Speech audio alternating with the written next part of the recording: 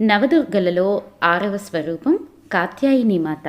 కాత్య అనే ఋషి తనకు పార్వతీమాత కుమార్తెగా జన్మించాలని తపస్సు చేస్తే అమ్మవారు వీరికి కుమార్తెగా పుడతారు. ఈ అమ్మవారు మహిషాసురుడు అనే రాక్షసుని సంహరిస్తారు. బ్రహ్మ విష్ణు మహేశ్వరుల అంటే త్రిమూర్తుల అంశతో ఈ ముగ్గురు వారి యొక్క తేజస్సుతో ఈ అమ్మవారిని సృష్టించారు. ఈ అమ్మవారికి ద్వాపరంలో కృష్ణుడి కోసం కాత్యాయని వ్రతం చేశారు కదా, అది ఇదే. ఈ అమ్మవారి శరీరం బంగారు కాంతితో మెరుస్తూ ఉంటుంది. 4 చేతులు ఉంటాయి. కుడి చేతిలో అభయముద్ర, వరముద్ర, ఎడమ చేతిలో ఖడ్గము, పద్మము ఉంటాయి. వాహనం సింహం. ఇష్టమైన రంగు పసుపు. నైవేద్యం కేసరి. యోగులు ఆజ్ఞాచక్రంలో అమ్మవారిని పూజిస్తారు.